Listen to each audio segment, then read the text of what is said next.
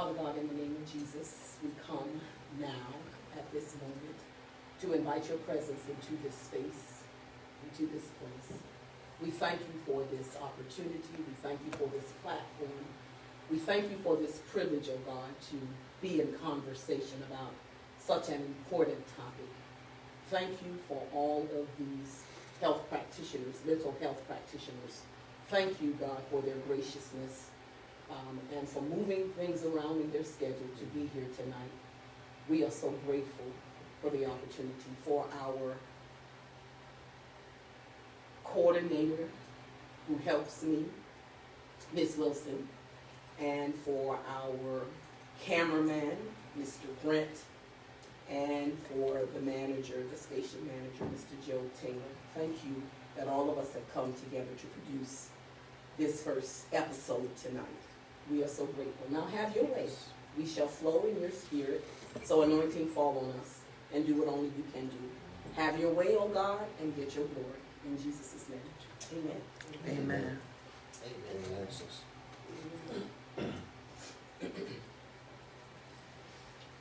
Did y'all want to cut the thing, or? While we're waiting, we want to welcome our Facebook viewers who are joining us. We will be starting momentarily with the official taping of a television show. So until that time, welcome to Conscious Raising Conversations, and we're so very glad that you have joined us. Mr. Brent, is that noisy? He checked the sound, and I think they normally leave it on just for a little wind, little air moving He around. told me that he normally doesn't, so that's He fine. doesn't? Can you just check and ask him? Oh, I can just turn it off. Well, I'd rather keep it on, to be honest. But I need him to tell us if it's making that much noise. Oh, I can just turn it off. I'd rather keep it on, to be honest. I can hear it on Facebook. Everything's on? Yeah, and on Facebook I can hear the fan. You can? Mm-hmm. Okay. Okay, then, okay, good.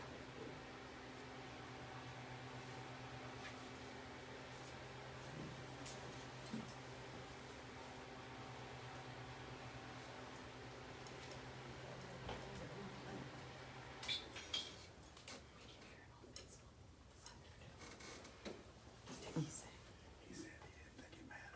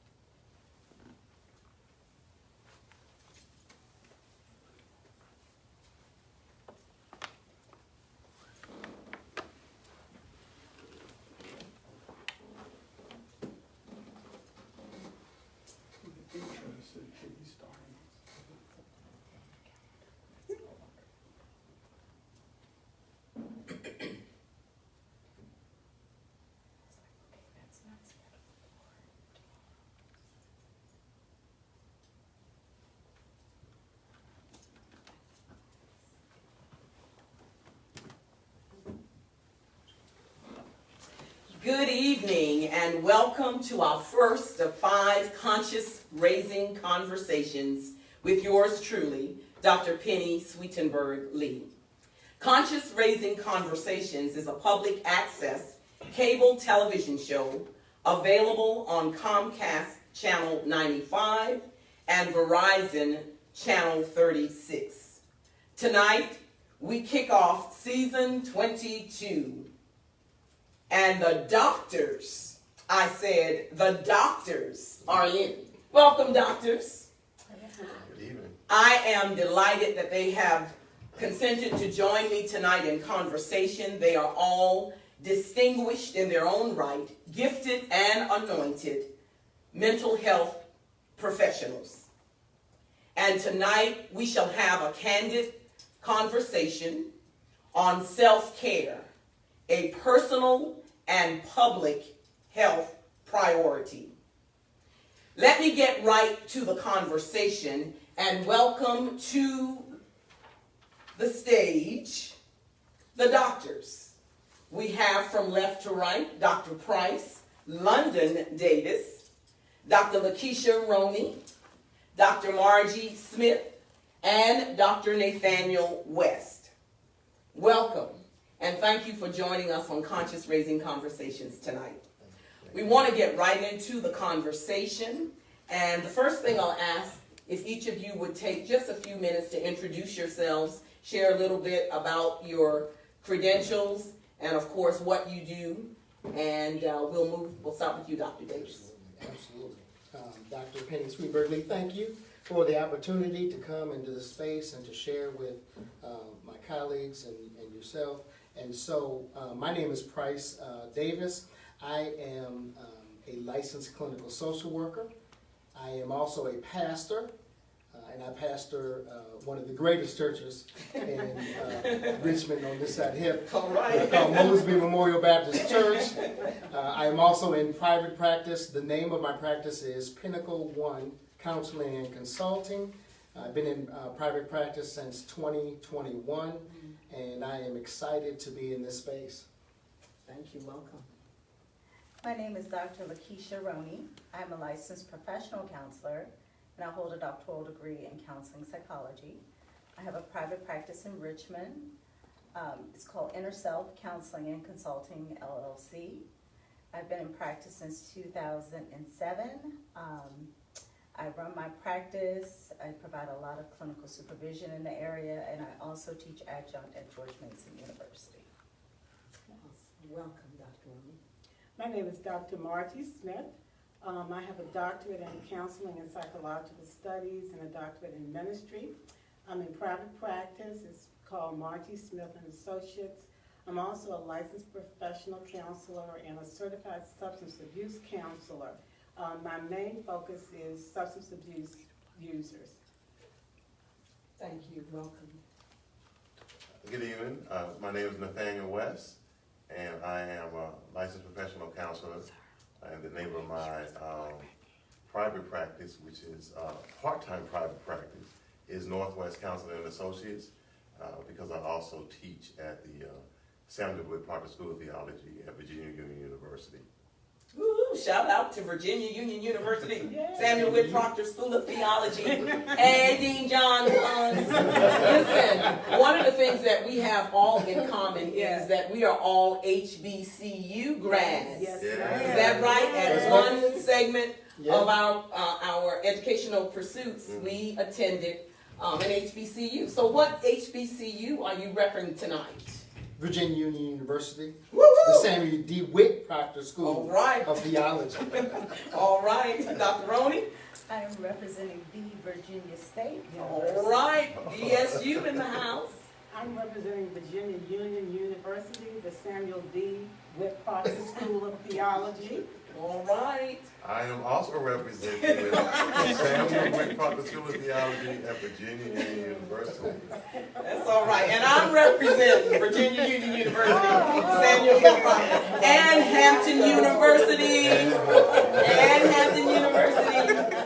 So the doctors are in, and we're ready to really zoom in on. My first question tonight is, what is self-care, And why is it important? And if you would also address, we were very intentional about naming this session self-care, a personal and public health priority. What does that really mean? Anybody want to jump in first? I'll jump in. I think when we talk about self-care becomes very important, especially in this day and age. Making sure that we are engaging in activities whenever we find ourselves in spaces of vocation and we're doing the work, ministry, private practice, it becomes important for us to take time in making sure that we are finding peace, we're finding joy, we're finding respite, and ultimately for me, self-care is taking time to reconnect with self and making sure that that authentic being is coming out Yes, and being renewed. that's good. And if we don't take care of self, it's very hard for us to take care of others. That's right. I equate self-care to overall wellness and creating balance. It's important for all of us to take a look at the way that we are able to disconnect. And self-care looks very different. I think self-care has become also a catchphrase. Yes. So, by just, vegging out and watching Netflix, is that really self-care? Ah, Or are you doing the work to really tend to your needs? But I also look at self-care as even creating boundaries or saying no to do That's certain right. things that you really don't want to do that's in good. order to keep your overall wellness at top shape. That's good. Protect yourself. Protect yourself. Check yourself. Mhm. Yeah, taking care of self. And I think it's so important, right, because the society we live in demands so much of us Mhm. that it becomes normal not to do self-care. Right. And so we have to be intentional about taking care of our well-being, particularly our mental and emotional well-being. Because the demands of life will have us thinking that that is not a priority, That's right. and we have to be intentional about making that a priority. I really appreciate your answers and your responses. I didn't know how transparent I would be tonight, but one of the reasons why this topic is so very important is because, as I shared with you guys confidentially and privately, I spent the last 6 months really working on self and doing the hard work. Meeting with my therapist weekly, and I'm proud of it. I'm the better for it. And I recognize that my burnout that I had experienced came as a result of grief that I delayed dealing with, and then coupled with just all the hats that all of us wear, and you're just exhausted. So one of the things you said was it became a catchphrase, and I mean, we use that term all the time. But for me, I have come to understand in the last 6 months that one of God's mandate for self-care is to love thy neighbor as you love yourself. And what I'm recognizing, if you don't love yourself, then it's very difficult to really give the love that others or your neighbors may need or that we desire to give to them. What impact does our family of origin have on our mental wellness? So, when we were born, we know nothing about nothing. And as we interact with our family, it's like a sponge that we're just gathering information. If we were raised in a family that there was a lot of chaos going on and a lot of confusion, then when we grow up, we feel that the chaos and confusion is normal. When there's peace and calm in the house that we grew up in, when we go into chaos, that is very uncomfortable for us. So a lot of folks who were raised in a chaotic situation, even as adults, when things are going nice and calm for them, they stir the pot, if you will, because it's familiar to them, not necessarily comfortable, but familiar. So folks who were raised in a pretty calm house, when there's chaos, there's a little problem with it because they don't like the chaos. So our family of origin really sets the platform for our adult life. And would either of you say that based on our family of origin, whatever episodes or tragedies or traumas that occurred in that family, that perhaps as children we didn't really know how it affected us, can still contribute now in our adult life? Absolutely, absolutely. Our family of origin has major impact on us throughout our lives until we are able to confront it. And so it does have major impact on our lives. And you know, think of it, as a child, it is normal. Whatever it is, it's normal for you because, you know, that's what you know. Unless you're exposed to something, you know, different at a younger age. And particularly from African American families, you know, because a lot of us grew up, you know, was keep it in the house. That's right. Don't report it anywhere, don't talk about my business, don't say anything, don't tell anybody. Mom's the word. Keep it in the house. And so we keep it in the house, and we keep it private, and we normalize it. And then whatever we have learned, or however we have been nurtured in that environment, we look at it as normal as our lives continue on, even when we physically leave our place of origin.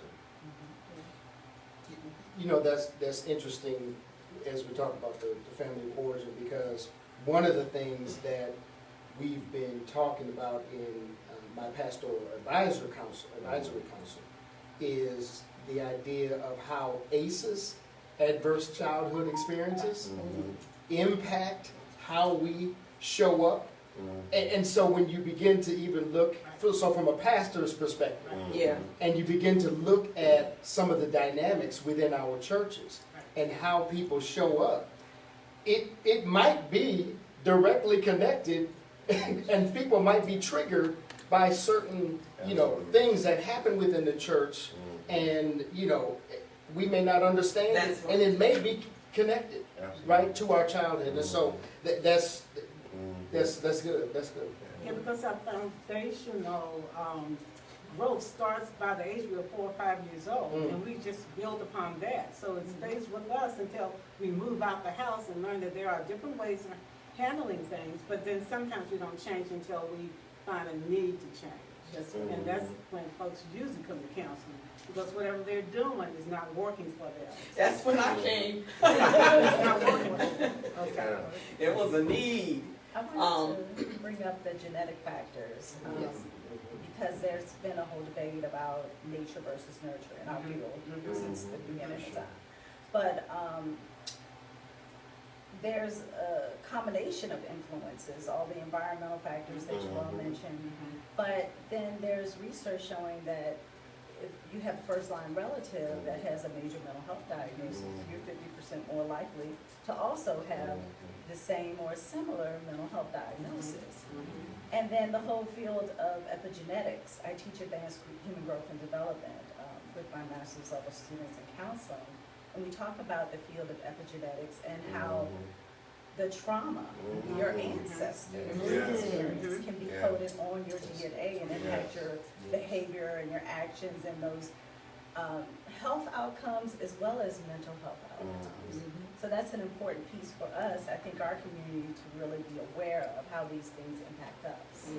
Absolutely, because for African Americans, the trauma has not stopped.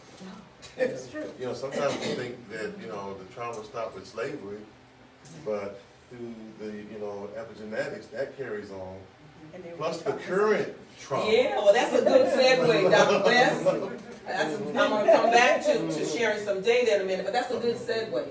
How has the pandemic, police brutality, death and dying, clergy burnout, workplace stress, African Americans and people of color experiencing unfairness and inequities, how has addictions and abuse, how have all of those kinds of experiences and issues and episodes traumatized us? How has it contributed to where we are mentally, to our emotional well-being. You got about a week? I know that's a lot to unpack, isn't it? Right. It's a lot to unpack. Mhm. I think the clients are reporting a lot to me that there's increased like heightened anxiety, increased depression. I can only speak for myself, but creating a waiting list at my practice because we just don't have capacity. A lot of people are really struggling. In addition to like the financial stressors, and I remember during the George Floyd incident, we got record numbers of phone calls from clients because it was traumatizing for them. And they wound up talking about their own traumas dealing with police brutality or family members. And I think our clients are already dealing with trauma, but through COVID and the racial unrest, it has become complex trauma. And then with the isolation, with folks staying at home and not being able to socialize with other people, we got an increase in parents calling in because of not necessarily child abuse, but the anxiety and the stress of having the kids at home when they were at home during school. So just the major thing is the isolation and not being able to socialize with other people has also brought up some additional traumas that they might have experienced, and just open up that room again, if you will, for folks. I think Dr. Davis can speak to this too, being a pastor, that has just overwhelmed pastors through this pandemic. Not only in terms of just what they have to go through individually, but pastoring the church that is requiring you to do a whole new paradigm. And then some pastors taking on additional roles just to be able to, have a service on Sunday or on Wednesday, and learning how to take care of families differently, particularly during the pandemic when the hospitals were shut off. You had a member in the hospital you couldn't see, or family members couldn't see, and this just all those various demands. So, as Doctor was speaking about, I just think everything is heightened. Everything is heightened. I think part of the good thing is it's been a more, publicly reception of, taking care of yourself than prior to the pandemic. But that also means that therapists themselves are overwhelmed. And you guys need to go make your appointments every now and then, right? Well, absolutely. So I didn't want you to feel alone. Yeah. So I've got a therapist, right? That I see every other week, and my church knows that I have a therapist that I see, and it becomes important and critical to that self-care. And one of the things that I'm hearing, and a book that I'm listening to right now by Mary Frances Winters called Black Fatigue. And in her book, she gives this definition, and if I just may, just real quickly, because I think it just sums up everything that has been shared by the other doctors on the panel. She says, so the book is Black Fatigue, How Racism Erodes the Mind, Body, and Spirit. And she defines black fatigue as repeated variations of stress that result in extreme exhaustion and cause mental, physical, and spiritual maladies that are passed down from generation to generation. It is a deeply embedded fatigue that takes inordinate amounts of energy to overcome, Herculean efforts to sustain an optimistic outlook, and enormous amounts of faith to continue to believe that we shall overcome. So that, and I think that sums it up. It sums it up. Oh yeah. That's a lot. Yeah. That is a lot of energy that we have to expend just to be normal in a day. Whatever normal is. Right. Whatever normal is. Is there a difference between stress and burnout? I think we experience stress daily. Mhm. And it happens, I mean, we deal with stress, right? It's a part of who we are. But if it's not maintained, if it's not handled, then it turns into distress. Yes. Yeah. When you're having a hard time coping with it, you're having a hard time using those typical strategies or techniques to help you relax and engage in self-care. And that's what turns into burnout. Burnout. When it's Yeah. like Just an emotionally exhaustion. exhausted, Mhm. tired, irritated. Mhm. This term that I learned in my 6-month journey, compassion fatigue. Fatigue. Can y'all speak to that? What is compassion fatigue?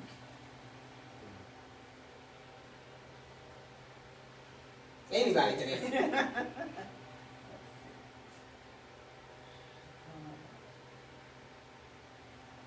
Someone can stump it down. Well, I've come across that, It'd be interesting to know how you. Yeah, and I don't presented mind. it to you. Yeah, and I don't mind sharing. You know, one of the things that I've spent a lot of time doing in the 6 months is really trying to understand the difference between stress and burnout. Mhm. And when I looked at the characteristics of someone who is burnt out, one of the descriptors is compassion fatigue. Mhm.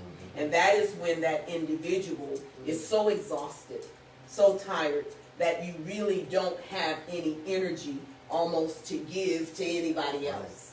Right. And that your irritability and your temperament is off because you're just so fatigued. Mhm. And when you're in the ministry work that all of us are in, that of helping people and helping others, it's dangerous to get to a place where compassion, because we serve a merciful God. Yeah. Right.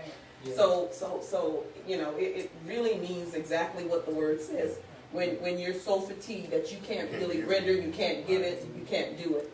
And I'm not suggesting that I reached rock bottom with it, but I was there. It happens. And another way to say it is when our tank is empty. Yes. When our Right. tank is empty and we need to refill it. We need to step back and just get revived and renewed and then step back forward.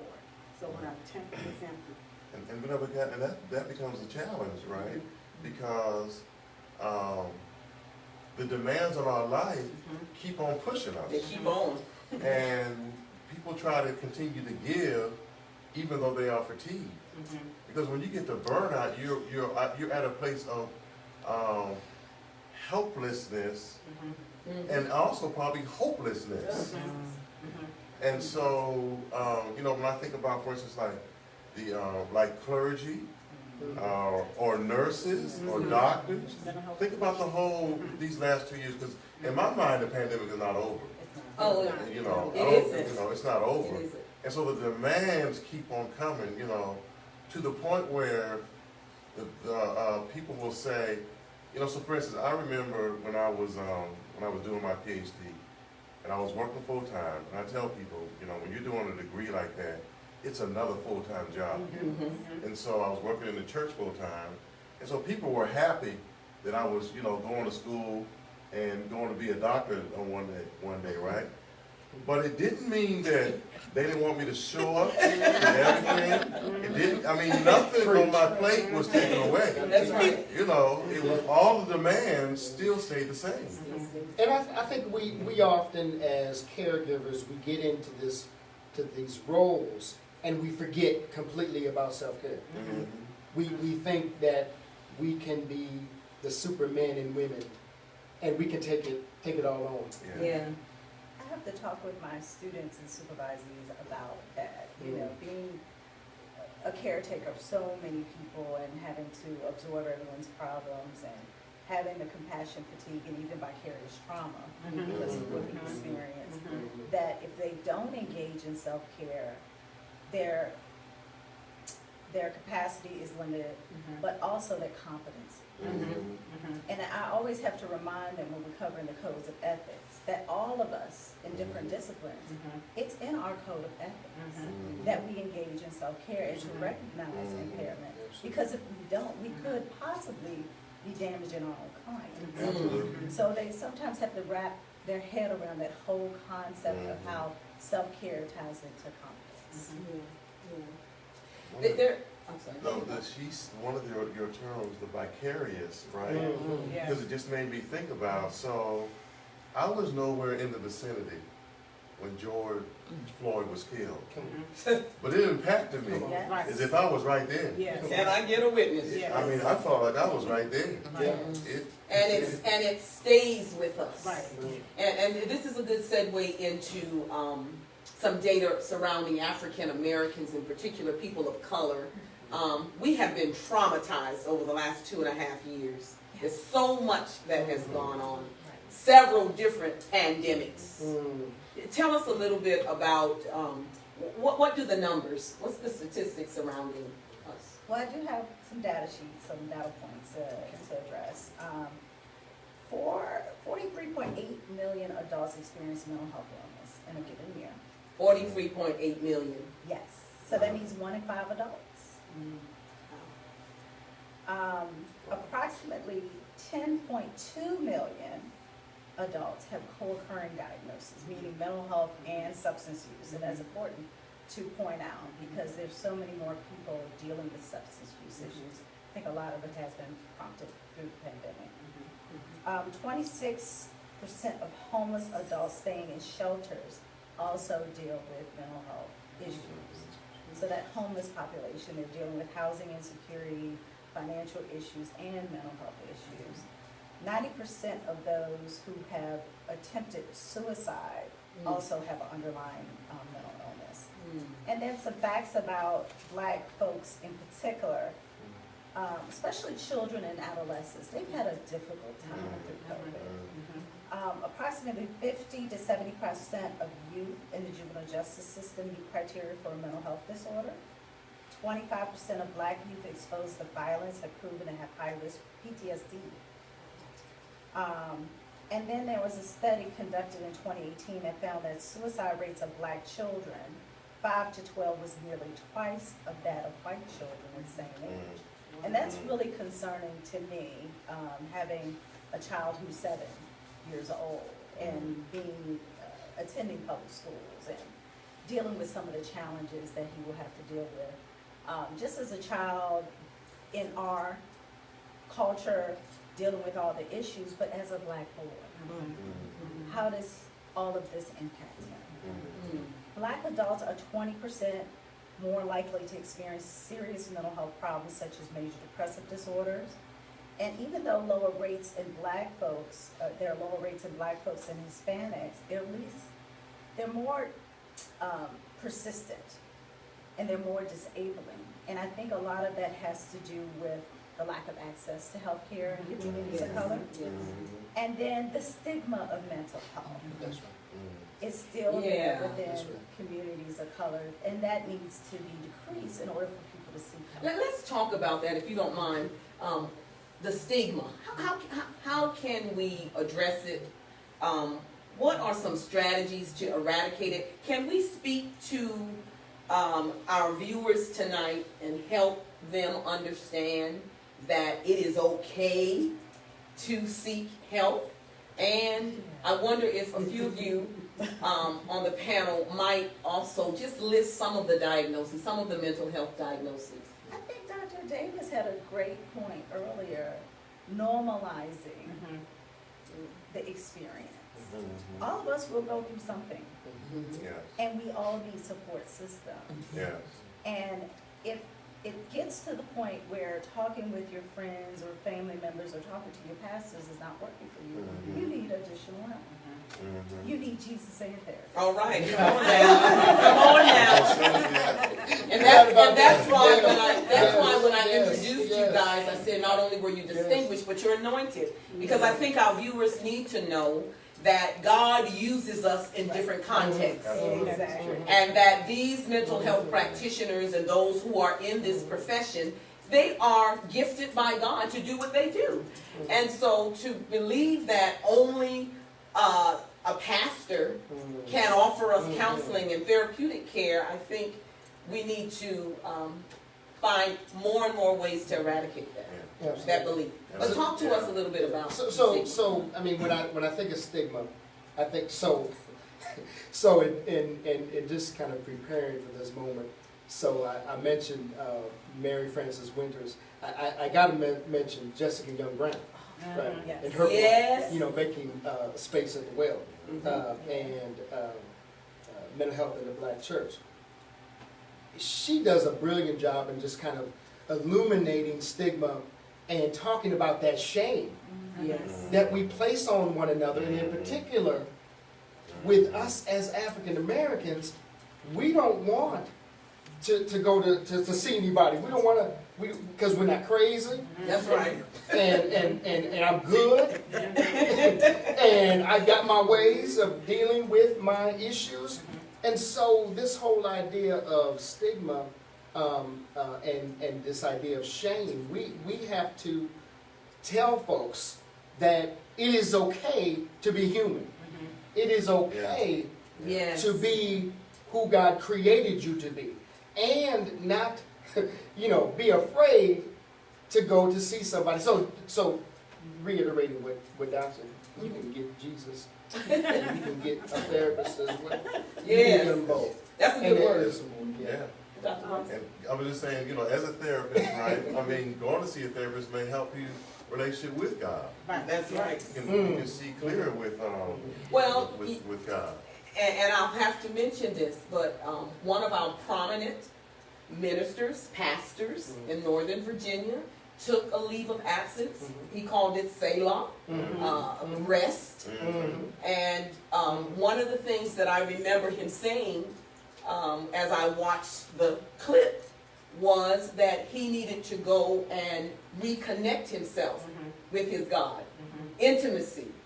Let's speak to those in leadership positions and leadership roles, pastors and ministers and those who are administrators, gifted leaders who, again, because we have so much that is required of us, to whom much is given, much is required. Let's talk to clergy tonight and other leaders about the importance of them engaging in Selah. My doctorate in ministry, I did a project, and it was entitled The Impact of Pastoral Counseling as a Specialized Ministry in the Church. And so I surveyed people all around the States, and most of the surveys came back. We were asking folks, what did they do if they were running into some kind of mental health issue? They said they would pray. Okay, and so praying is good, but also, not praying is wonderful. But the leadership, the church leadership too, if they would say, the pastor, if they would say that it's okay for mental health, for you to go and see a therapist or obtain mental health services, that most folks in the Black community will listen to what the pastor has to say. So the main thing is to get the pastor on board, that mental health is okay for them, if it's good enough for them. I applaud you for saying that you see a therapist every other week. If mental health is good for the pastor, then surely it's good for congregation. I will admit too, I also have a therapist. I have a therapist too. I've been in therapy in and out. I've been to therapy. And, you know, just to piggyback on what you said, you know, I remember when I was working full-time in the church, and because the pastors are generally the ones that people go to first. Yes. And I remember working full-time in the church, and this before, you know, I was a licensed therapist. I was just a pastoral counselor, as you know, by way of being a clergy person. But I had a referral list of therapists. And then when people came to see me, I would say to them, if I couldn't, I said, look, my goal is to make sure you get the help that you need, even if I'm not the one that's going to help you. That's good. And so I think every pastor should have a list of referrals. Yeah. That would take the pressure off of them, because I think some pastors feel like they have to give the answers. And because of the situation some of the members find themselves in, if you're not professionally trained, you're not going to have the answers that they need. That's But you can refer them to someone that can help them. That's right. This is a good place to put a plug for the doctors. You heard in their introductions, and I want you to tell them now the name of your counseling agency or service or business company and how they can reach you. I don't want to leave the show tonight without them knowing how do they get in touch with you. And let me say a shout out to Dr. Wanda Pickens from Washington, D.C. She is my therapist. Well, so as I said in the beginning, the name of my private practice is Pinnacle One Counseling and Consulting. You can find me at my webpage, www.pinnacle1, that's P-I-N-N-A-C-L-E, 1 spelled out, O-N-E.org, pinnacle1.org. My number is 804-843-8443, 804-843-8443. Thank you. And the name of my practice is Inner Self Counseling and Consulting, LLC. You can reach me at my webpage, which is www.innerself, INNERSELF-counseling.com. The name of my agency is Margie Smith and Associates, nice and easy, Margie Smith and Associates. And my phone number is 804-340-2912. My specialties include grief and loss issues and substance abuse issues. I do about 3 or 4 substance abuse groups a week, and those are my specialties. Nathaniel West, my number is 804-631-9485, and you can find me on Psychology Today. I am going to come back to the question on grief. I want you to share a little bit and talk to our viewers. If they are grieving, what are some of your recommendations? And you can join, the others of you can join recommendations, coping strategies. Define grief for us, and particularly talk about the word triggers. I have experienced some triggers over this journey of having lost my husband 2 years ago, and it is amazing the smallest thing that can take you back down memory lane. But before we do that, because we just talked a little bit about the statistics, I want to ask Dr. West, and then others of you who want to add to the response, is it important for African American clients to have an African American therapist? Why or why not? And then an adjoining question is, does the gender of the therapist matter?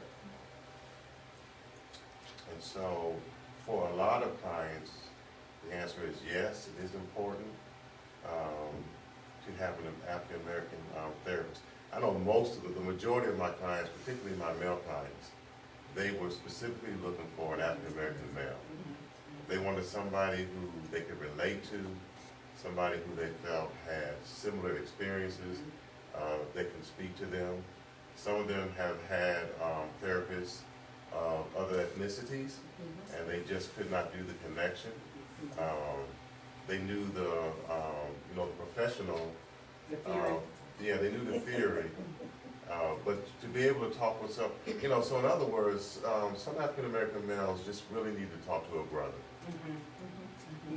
and feel at ease, so they can open up. Because it's already tough opening up, and it's just been so helpful for them to have someone who is an African American male. And I get the same for some African American females too. Yeah. Well, I'm one of them. I think I want to share this quick anecdotal.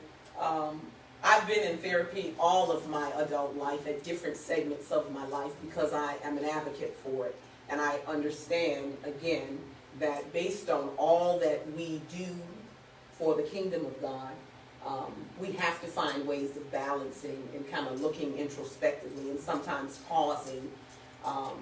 And as I continue to try to want to be more like Christ, there are some areas, i.e. temperament, that I am constantly working on. So I'm constantly trying to talk with someone else who I can respect. But when I called in the last 6 months to get a new counselor or therapist, one of the things that I said, and this is when you are gifted and anointed and you think you know more than you know, I said when I called, listen, I need an African American female therapist.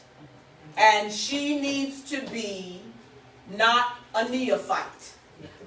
Because I need somebody like Dr. Margie Smith who's going to back me up and make me deal with my stuff. So speak to that. You just did. But are there any other conversations? That's real. I think that is real, and I think that is necessary.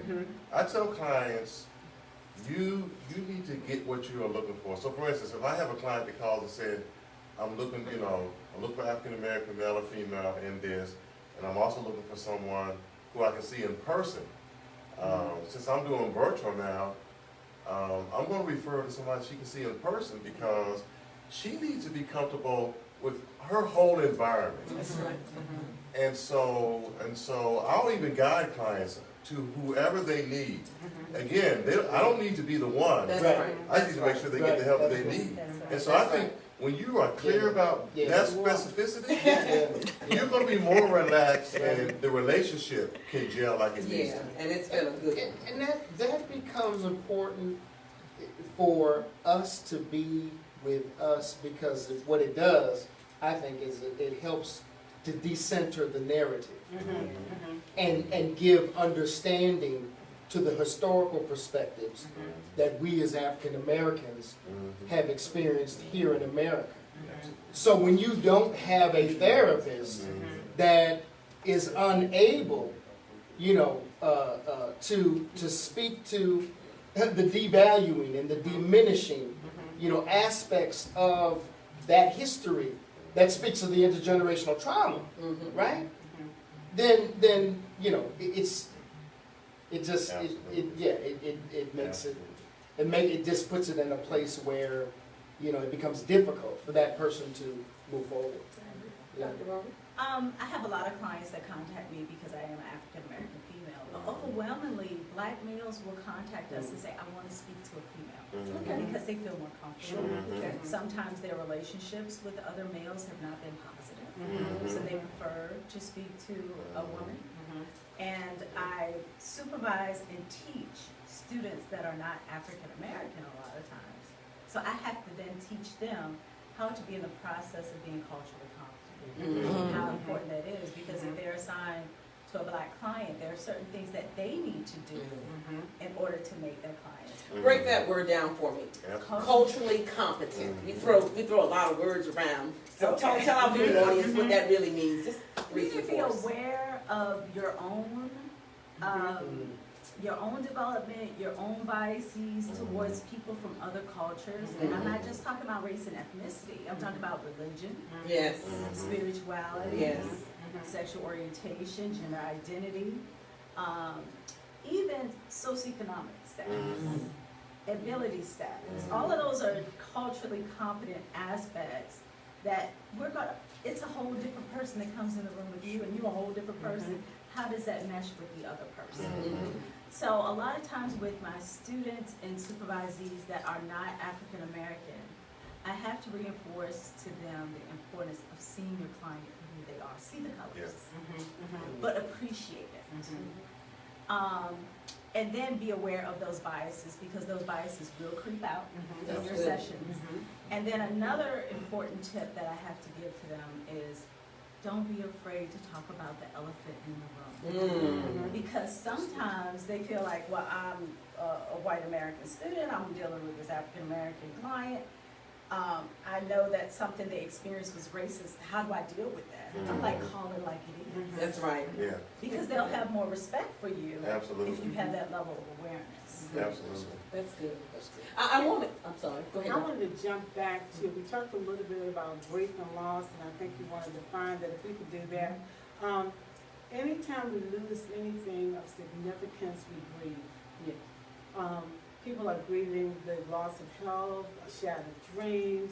Most people think it's only death. It's not only death. Anytime we lose anything of significance, when our kids go off to college and then they come back, if we move from place to place, and there are some stages that we go through, and I'm just gonna run through them real quickly, if that's Absolutely, okay? absolutely, please. Usually the first stage, and they don't necessarily go in this order because they keep looping around. Shock and denial, we have some guilt there, we have some bargaining, and usually that involves God, if you will do this, then I will do that. We are angry, and usually a lot of times that's with God too. We suffer from depression, and depression is when we feel sad and blue. And then 18 months down the road, if we don't experience other losses, Kubler-Ross talks about acceptance, but I've changed that. I say it's a new normal, because nothing will ever be the same again. It's a new normal. That's good.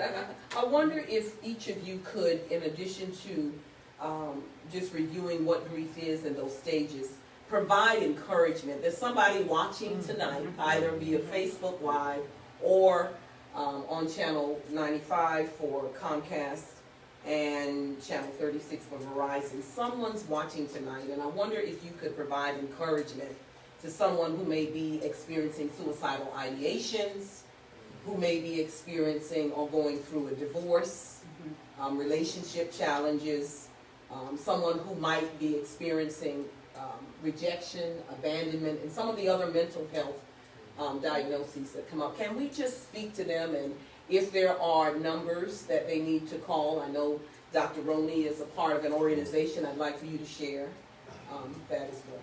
Okay. Well, I'm the treasurer for the Virginia Counselors Association. We are a counselors association that really invests in our counselors all throughout the state of Virginia, providing education and support to counselors and definitely people in the community that are experiencing mental health challenges. My message for the community is to realize that we're all human beings and we go through things. And whether it meets criteria for a major mental health diagnosis, we still need help. And that includes the panel members who just described to you some of their personal experiences receiving counseling. And my message for them is that there is no shame in being human, and seek help if you need it. And if you know someone who's out there struggling, refer them to resources in the community. The best referrals that I receive from folks in the community are previous clients.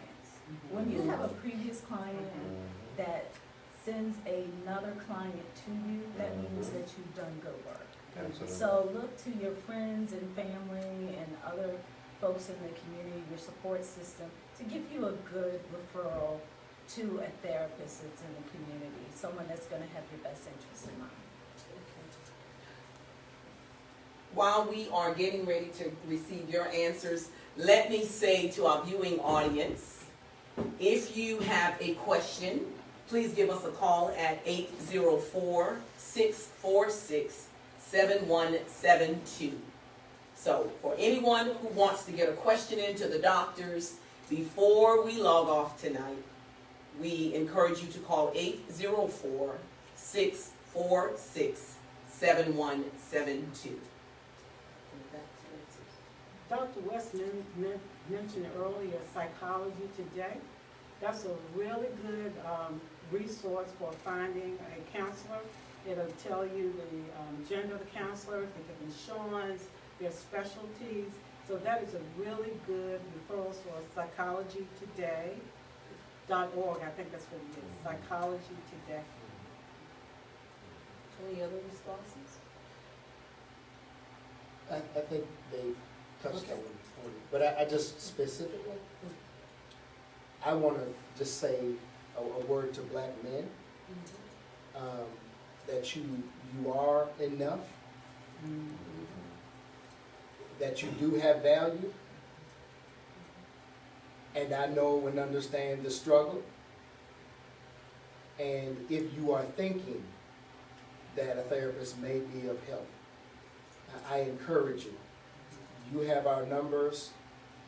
The resource, Psychology Today, is an excellent resource. Reach out and know that someone sees you and hears you and knows your pain. That's good. Other passionate comments as we get ready to conclude. I just wanted to add some resources. Your local community services board, if you're uninsured or underinsured, there are several free and charitable clinics in the area that's able to help individuals out that are uninsured or uninsured. If you have insurance, whether it's Medicaid or commercial, you can always look on the back of your card. There's a phone number for mental health or behavioral health services. You're able to contact that number and specifically ask for the type of therapist you want. And they will do a search for your general area. And there are just so many resources out there for folks if they want counseling. That's good. And I just want to say, if you, by the mere fact that you're still breathing, that is enough to know that whatever challenges you face, that you can navigate and overcome. And there is help. There's help available. That's good. My final question for you guys tonight is, I want you to go back and answer the question on triggers, and then in addition to seeking therapeutic care from a therapist, are there any other coping strategies? Someone tonight may be having suicidal ideations. What does he or she need to do, etc.? Triggers can vary from just my experience working with people that have had trauma, and grief being one of the trauma, a smell, a taste, a visual, a sound. Many individuals are just triggered by their overall environment, and it brings a memory back to them. Sometimes it could be a circumstance, like if you found out a good friend has just lost a loved one and you've experienced a lot of loss, that could be a trigger. So there are many different triggers that people experience. Some of the feedback I give to my clients to help them with coping, journaling is one of the most therapeutic things you can ever do for yourself. Yes. And that's something you can do without seeing a therapist. Engaging in mindfulness techniques, like being in the present moment, expressing gratitude, relying on your support systems at home, school, and work, relying on community resources, relying on your spiritual connection, because a lot of times that will definitely help you. One of the things they talk a lot about in AA, Alcoholics Anonymous, people, places, and things. People, places, and things.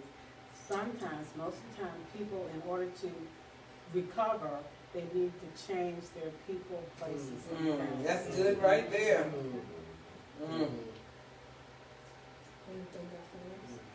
Well, some of what we would even think would be basic, but just, how are you resting, how are you sleeping, how are you eating, exercising, being in conversation with people who are positive, and then just, in addition to all the things that already been said. Yeah.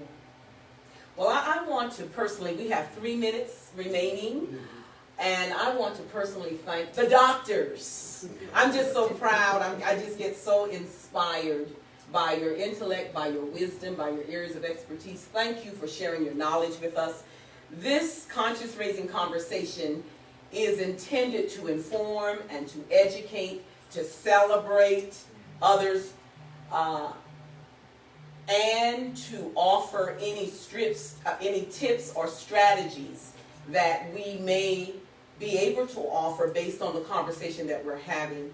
And I want to thank each of you personally tonight for what you have shared. I believe that God gets the glory out of all that we do, and I believe that we have indeed helped those who are either viewing via Comcast Channel 95 or Verizon 36, and our Facebook viewers. We are delighted that you've joined us tonight as well. We know that once it's on Facebook, folks can go back and watch it. It's always on Facebook. But we want to say thank you, thank you, thank you, thank you, thank you. I want to encourage you to join us next week. We are going to have our African American elected officials, Delegate Dolores McQuinn, Supervisor of Henrico County, Frank Thornton, and Henrico Public School Board Chair, Dr. Roscoe Cooper III. They're coming to join me in conversation entitled, Why We Can't Wait. Midterm elections, you guys. We have got to go to the polls on November the 8th. Today was the last day to cast or to register to vote. But you can still vote by ballot, absentee ballot.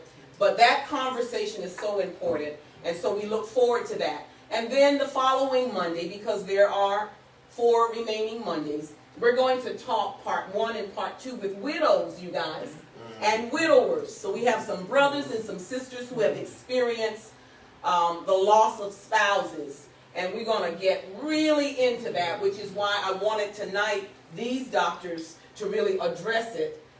Because if we had enough space, we'd bring one of you back, because it's probably going to get really heavy when we start talking about our grief. And then to conclude our 5-week season, we're going to have retired NBA great Terry Davis, who has written a book, Second Baptism, and looking forward to having him be a part of the conversation. We invite you to encourage all your young people to tune in and to come into the room so that they can hear what this celebrity millionaire brother who is God-fearing has done, and how God has really transformed his life through a second baptism. So again, thank you so much for joining us. We look forward to it. We want to thank our producer and our cameraman and our station manager, and we want to thank our coordinator, Ms. Renita Wilson. Thank you all. Have a wonderful, wonderful evening. Conscious Raising Conversations, CRC. It's the place to be on Mondays from 6 to 7 p.m. Thank you and have a good evening.